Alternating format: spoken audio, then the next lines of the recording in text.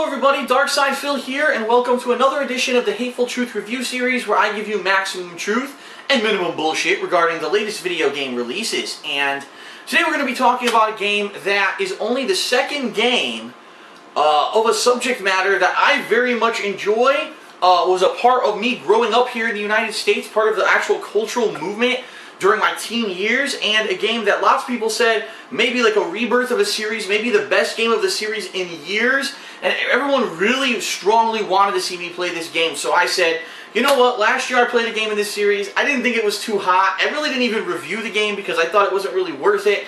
My final thoughts of the game in the credits were basically my review, but this time I said I want to actually officially give the game a review without dwelling too long on too many points, but giving you guys an overall feeling of what I felt about the game. The game we're talking about today is Dragonball Xenoverse on the PlayStation 4, okay? First and foremost, before we get started, I am a fan of Dragon Ball Z. I grew up with Dragon Ball Z.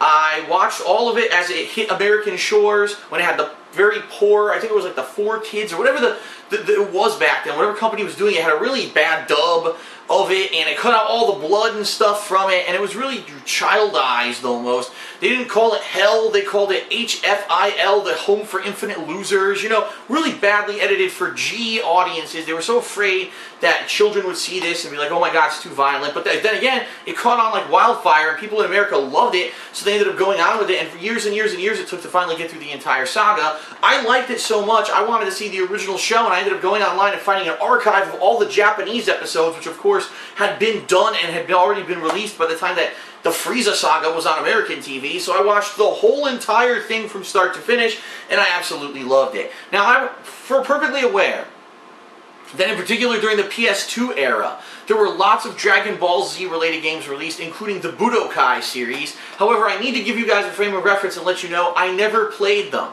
The only other Dragon Ball game I've ever played was last year's Battle of Z, which was based off the then newly released animated movie Battle of the Gods. And it really was just kind of a team-based game where it was always you and like 3 other people, and it was a lot of heavy combat but not a lot of story development. It was basically just going through the story of Dragon Ball, pretending that every fight had 4 people in it, and it wasn't very good. The combat was okay, but it was very basic. And in particular, I liked playing the game just because it was Dragon Ball, but if it hadn't been Dragon Ball, I probably would have hated it, alright? Dragon Ball Xenoverse takes a different take on the whole thing, and we're about to explain that. First of all, the game visually is gorgeous. I'm just going to tell you that. If you have a PlayStation 4, you want to play this on a next-gen console, Xbox One, I've heard is just as good. The game is the best-looking anime-style game I think I've ever played in my life. You're going to get high-definition cutscenes, you know, of hand-drawn anime art, which are beautiful. You're going to have authentic music from the series and remixes of known songs from the series in it that are great. And you're also going to have a bunch of really stylized HD combat visuals that you're going to say, wow, this is neat. You ever wanted to really see what a supercharged Kamehameha looks like? This is the game to say, I want to see Dragon Ball in next generation glory. This is it. It looks really sweet and actually runs at a pretty decent frame rate. Does it run at full 60 frames per second the whole time? No. But it runs at a pretty decent frame rate as well, and it looks really impressive. So visually, the best looking Dragon Ball game I've ever seen. What is the game? What is the premise? Well, for the very first time, at least from what I'm to understand, okay, in a Dragon Ball game, you get to create your own character, which you may say, holy shit, like an original character in a Dragon Ball game? Yes. The premise of the game is a what-if scenario where there is some kind of a force. You don't know if it's a person or something else, but something is going through time, through the history of the Dragon Ball Z franchise. Every critical fight versus the arrival of Raditz, then the arrival of Vegeta and Nappa, then, you know, you have the whole Frieza saga, the Ginyu saga, the androids, the Cell saga, the Buu saga, and during every saga, something is interrupting the timeline and basically changing time.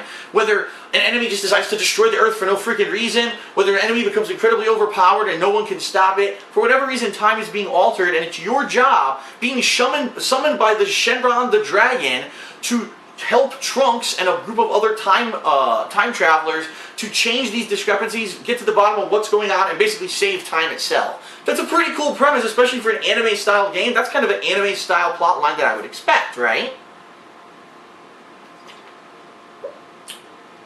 And it really is cool in that regard to, for the very first time, create your own character. You could be a Saiyan, which has low HP but strong, very high strength, can knock back opponents, and can go Super Saiyan for buffs. You could be a Namekian, you could be a human, you could be a Frieza-style character, or you can be a Boo, which I think they call a Majin, and you can even be females in some cases, which is pretty neat.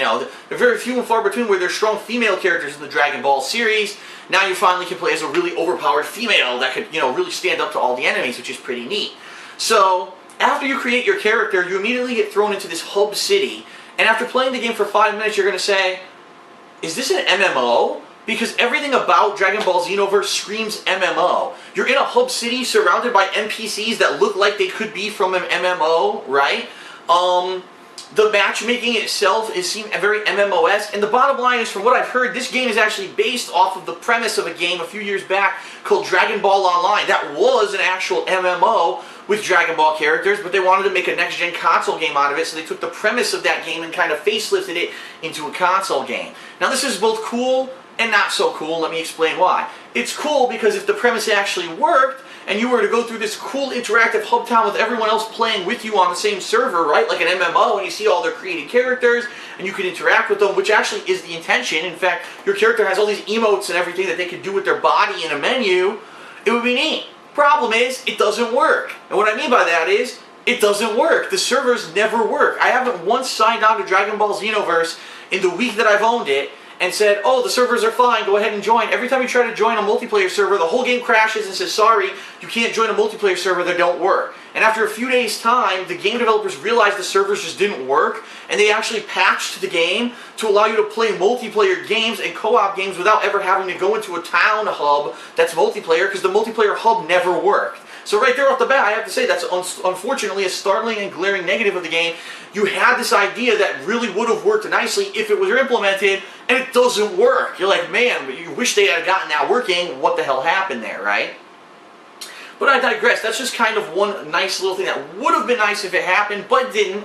What is the game? Well, the game is comprised of several different modes. First of all, this game is a hybrid action game, a la Dragon Ball, classic Dragon Ball game, combination with RPG. And what I mean by that is, yes, when you're doing combat, you'll be doing basic heavy and light strikes that go into combos. You'll be able to cancel either into, say, a melee-style special move or a more T-style blast special move. There will be teleports. There will be blocking and counter-attacking. All the things that you've expected in Dragon Ball games. And I think that most people who are going to check this game out have probably played another Dragon Ball game before at this point. I don't think I need to go too much into depth about that. What I will say is this: the combat engine is kind of simplified, but it's not as simplified as I've heard people have been saying, and it pisses me off when I just read, I swear to you, 2 mainstream reviews about this game saying the combat is just button mashing and it's boring, and because of that, the game is rated lowly. And I'm like, that's actually not the case. In fact, I specifically, one reviewer who's a mainstream reviewer said, you can only do a couple hit combos, and then you knock the enemy away, and then it just resets.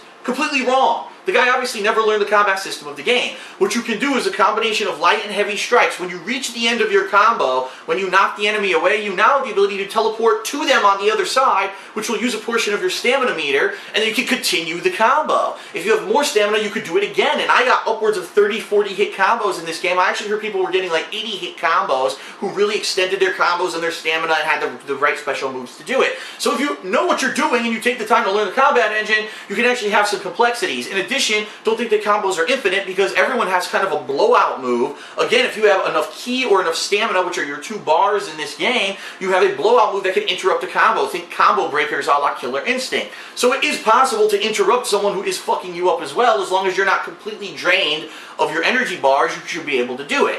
One weird thing that I do have to say about the game, the healing didn't really make sense to me. Like, healing is now based off of items a la an RPG. You go into combat and you equip 4 items, and they could be different healing items, maybe an auto revive item, stuff like that. And it's confusing because, alright, I need to heal. I'm about to die and enemies are coming straight at me. Now you have to press right on your thumb pad to get it to go to the menu for healing.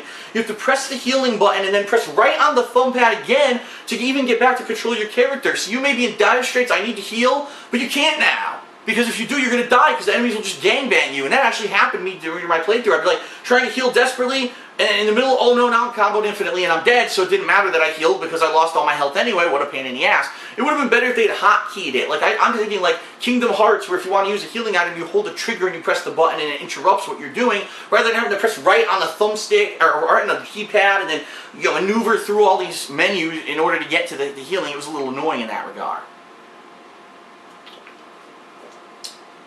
But overall, I found that the combat was a little repetitive.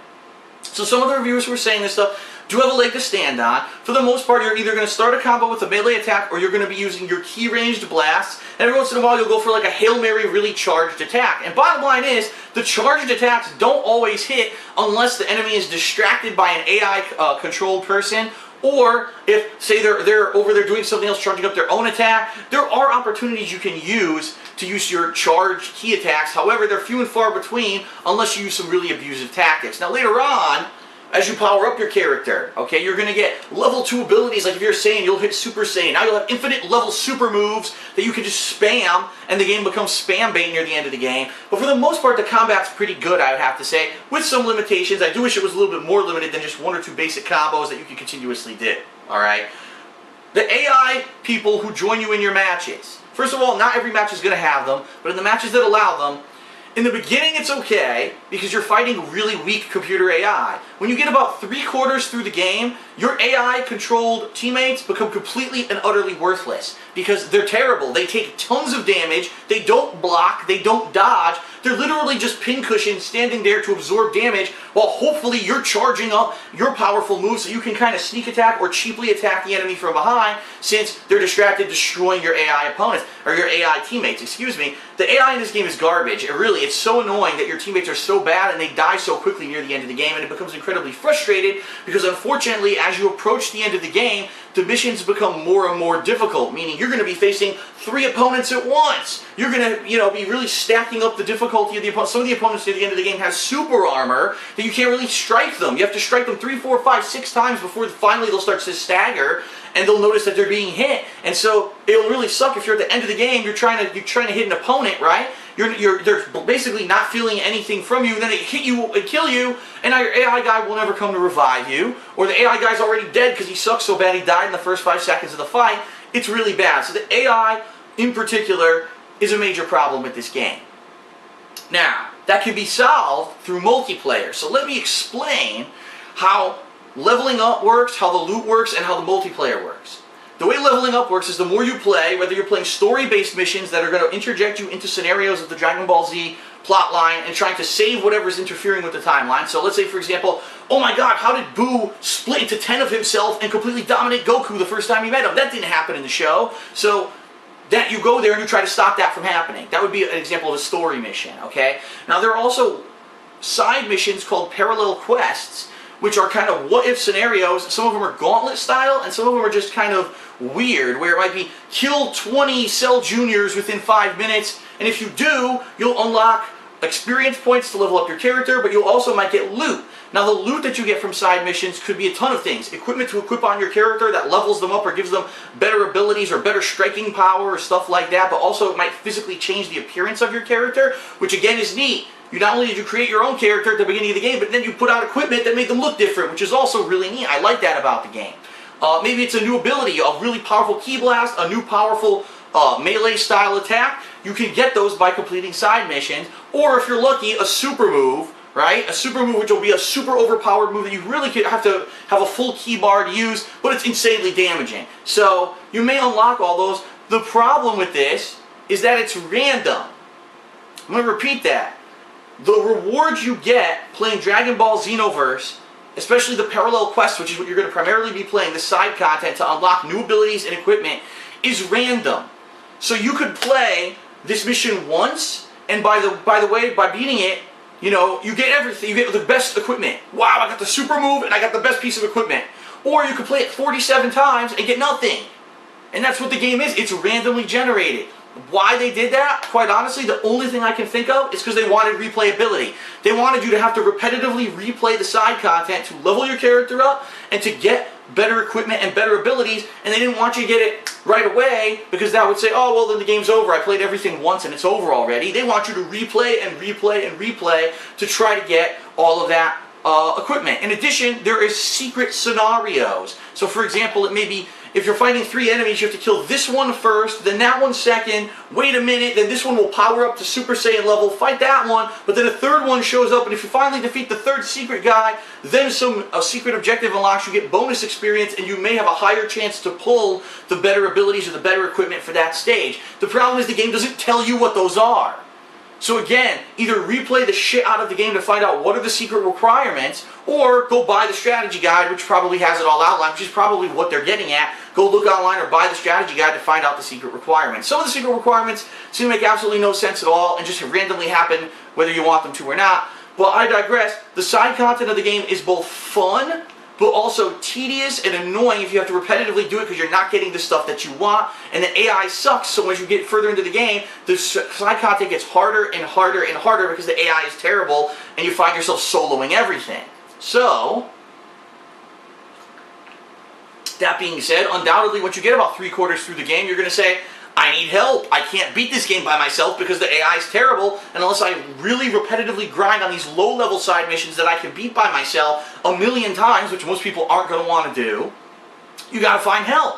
So you can go online. Now the good news is, even though the servers don't really work and you can't be in this interactive hub city with other people, you can still matchmake with other people. And I, several times during the course of my playthrough, matchmaked in and had other human people join me to play the parallel quest side content of the game. Problem: if you actually try to find people that are supposed to be equal to your skill level, it's difficult. I sat for over 5 minutes in a menu just waiting. I couldn't get anyone. So then ultimately I opened it up to all skill levels. The problem there is that it's hit or miss. You may get someone who's really low skill level who's trying to join a mission that's way above their head, or you may be someone who's insanely overpowered and just wants to play with people for whatever reason. That's going to make it way too easy. And I found that as I was playing, unfortunately the people who teamed with me were way too overpowered, and they would just throw out this amazing key blast that would fucking insta-kill everything on the screen, and I'm like, well, that wasn't a fun side quest because they did all the work, right? So it's a pain in the ass that you're forced to basically do online co-op, and then when you do it, it's not a great experience, okay? Now, if you have a team of friends who you're playing with all the time, you're leveling up together, that could be a different experience, so you have to be sure to have that if you want to get the full experience of Dragonball Xenoverse, okay? Now, the game does have a multiplayer mode. I played it once, I played it off camera, it lasts like 4 to 5 minutes, it's quick. It's ultimately not worth a damn, quite honestly. From what I saw, it wasn't very competitive. It really is all about being overpowered or knowing some abusive strategy, using a stun move into a super move and stuff like that. That's really not what people are going to be playing this game for, because the meat of the game is the story and the parallel quests and the co-op. It's nice they have that competitive feature in there, but I don't think it's anything to write home about, and quite honestly, I don't think it really adds much to the game. That's just my personal opinion. You may love it and think it's the best thing about the game. I disagree. I think that the core of the game was the story, okay? So, how long is the game? What's the value here? The game itself, if you're just playing through the story, could probably give you around 12 hours of gameplay, I would almost think. If you're going through the story and they say, okay, well, I'm going to do the side content quest to level my character up more so I can go back to the story. And I do want to say that it's mandatory you do the side quests. There's no way you're going to get through this game without playing side quests, because there are going to be story portions of the game that spike in difficulty where you need to level up continuously to get your guy more powerful and get better abilities and equipment from these side quests in order to beat the story missions, okay? So it is mandatory. You're going to be going between the story and the parallel quests back and forth, and you'll probably get around maybe 12 hours of gameplay if you really stick to every parallel quest. You're going for every piece of equipment, and you're going for every single ability, and you're going for every single secret objective, and you're playing with other friends and you're teaming up. You could probably squeeze 20 hours or more of content out of the game, quite honestly. For me, I liked it. The problem was near the end of the game, I hit this really sharp difficulty spike. I'd say in the last 5 or so story missions in the game, and I had to for about 2 to 2.5 hours just grind with people until I unlocked this really powerful ability by training, which I should also mention. Not only do you get abilities from playing the side missions, but also there's people, NPCs who you'll recognize, like Piccolo, or Teen Gohan or Hercule, known people from the Dragon Ball universe. If you do a series of quests with them, they'll teach you their own specific abilities until you finally master them. When you hit the master level, you basically get something you can equip that makes all their abilities way better, and their final ultimate ability. For me, it was Piccolo's Special Beam Cannon, which in my opinion was one of the best things in the game. It's unblockable. So regardless of what the enemy's doing, as long as they're in the line of fire, they're going to get hit and they're going to take a ton of damage. So for the last 5 missions of the game, I, by chance, finished Piccolo's training. Oh, equipped the Special Beam Cannon, equipped his special a piece of equipment to make it like double damage, and I leveled up for about 2.5 hours. I went to the final 5 missions, I spammed the fuck out of Special Beam Cannon, and I beat the game. Now some people might say, well, that's not how you're supposed to do it, but that's how I did it. You can do it differently. You can go back to those side quests and repetitively for another 5 hours grind, right? Getting even more abilities, getting even more experience. But for me, dropping the game on the floor like an idiot, that's not like the best ideal thing. Especially for me, I have limited time where I want to spend on a game and I want to move on and do something else. If all I were playing were Dragon Ball, yeah, maybe that's what I would want to do. But ultimately, the game requires you to grind. And that's going to be one of the major gripes and the things that's going to diversify and split the audience of this game right down the middle. Do you want to play a cool style Dragon Ball game where you can create your own character, level them up, make it physically look different per your desires, but are you willing to have the trade-off that the AI is bad, you're going to be forced to team up with people online unless you have a group of friends to play it with, and you're going to have to grind repetitively for hours and hours in order to beat it? That's going to determine whether you like Dragon Ball Xenoverse. Myself, I think I had the perfect situation. It was a perfect level of grinding. I beat the game within about a week. I put in about 12 to 15 hours of gameplay, and I said, this is a good game. Overall, I really liked it. I thought it was an enjoyable experience. In fact, the ending is pretty good. The whole thing, and there's actually secret quests that you can unlock after the end of the game to add even more hours of content that I didn't bother with because I said, at this point, I want to move on to something else. Maybe I'll go back to it at a later date. But overall, I liked the game. Being a fan of Dragon Ball, this being, again, the first Dragon Ball game where you can create your own character and have this what-if scenario, I very much enjoyed it. But I get the feeling there will be hardcore fans of Dragon Ball that when they find out it's all grinding like that, they're going to get pissed off. And especially, again, when you're in one of these really cheap scenarios where it's 3 or 4 guys against one, and they're just pinballing you all around the stage, and you're like, I really wish my AI opponent would fucking do something, you're going to be pissed off. And, it's annoying. It is annoying in that regard. So it's got pros and it's got cons, alright? I will be honest with you. I liked it. Being a fan of Dragon Ball, in my opinion, being a fan of Dragon Ball, I like the game a lot, and I'm actually going to go as far to give the game an 8.25 out of 10. I think that for Dragon Ball fans, it's dead on, a great game. It's probably one of the best games out there. A lot of people are going to say, but what do you compare it to Budokai 2 or 3? I don't know. I didn't play those games. I really liked it, by far way better than Battle of Z last year, and I thought it was a really solid game. If only the AI were better, less grinding, okay? Less unfair missions where people are just gangbanging you, and if the online server had worked where you could actually interact with all these cool people in a hub town, I probably would have given it like a 9 or a 10, you know what I mean? But all those flaws ultimately added to the negatives of the game, and I dragged down the score. Now, here's the thing, ladies and gentlemen. And this is a big thing that has to be said before I end the review. If you're not a fan of Dragon Ball Xenoverse, this game is a 0. Alright? Now you may be saying, what? If I'm not a fan of Dragon Ball and I don't understand the Dragon Ball Z lore, the game's a 0? The answer is yeah. The game's a 0, and here's why. The game doesn't explain anything. It assumes you're already a fan of Dragon Ball. It assumes you know all the plot lines of Dragon Ball. If you have absolutely no knowledge of Dragon Ball Z, you're not going to know who Goku is, you're not going to know you're not going to know anyone, because they don't even explain. There were people watching me play the game and they were like, weren't you just fighting Vegeta 5 minutes ago? Now he's on your team? What's going on? And everyone's like, oh, well, if you watched the anime or you read the manga, you would understand it. He had a flip-flop. But none of that's explained. It's not a narrative-driven game. This is a what-if scenario for fans of Dragon Ball. If you don't get it, skip the game. You won't get it. You won't like it. You won't understand what the flip's going on. No matter how many of your friends like Dragon Ball, you're going to be like, duh, I don't know, because the game assumes you're a fan of Dragon Ball, and that's who this game is aimed at. People who play Dragon Ball games, people who like Dragon Ball and understand the... Wow! What happened? Goku!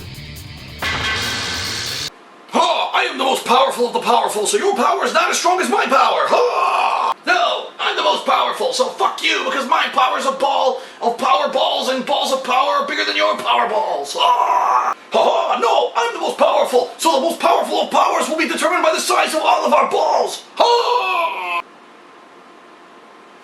that was my little reenactment of an actual episode of Dragon Ball. But anyway, sorry for the jump cuts. My camera once again ran out of time. A lot of people ask me, Phil, why does your camera run out of time? I'm using an old-ass style digital camera, which is why the video quality of my reviews looks so good compared to my other vlogging stuff where I'm just using a crappy webcam. But it has limitations, like it stops recording randomly after like 20-some minutes, and it's really annoying. So anyway, I'm sorry about that, but let me summarize for you.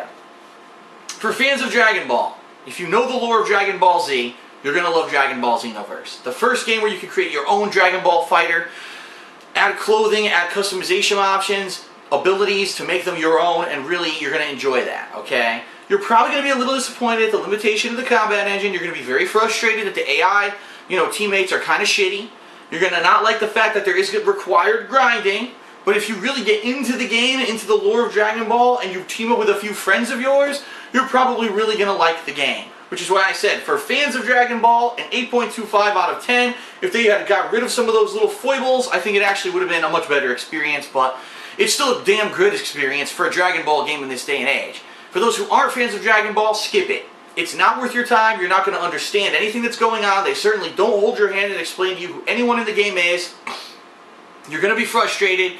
And not only are those annoyances that I mentioned going to annoy you, but now you're not going to get the story. You're not going to get all the inside stuff. You're just not going to get it. And if anything, that's the shortcoming of this game, is that they really didn't make it for newcomers. You need to know Dragon Ball to understand and like this game. And that being said, is it going to isolate a large portion of the audience that may have checked it out otherwise? Sure. I don't want anyone getting the game and being so disappointed saying, I didn't get it, what the hell. It's not that kind of game. It doesn't hold your hand. It doesn't teach you anything about the Dragon Ball lore. You need to know it as a preconceived thing going into the game. So, 8.25 for fans.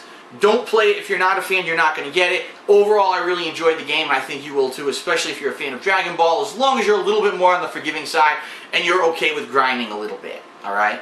So that is it for the Hateful Truth review of Dragon Ball Xenoverse. I hope that you guys enjoyed it. I hope that you found that there was maximum truth and minimum bullshit as always. And I will see you next time for another honest game review. I'm Darkside Phil signing off. Thanks a lot, everyone. I'll see you next time. Peace out. There we go. Now we're fucking them up. Oh, here we go with the bullshit. He's not even fucking facing me. Come on, dude. He didn't even face me. He took half my life.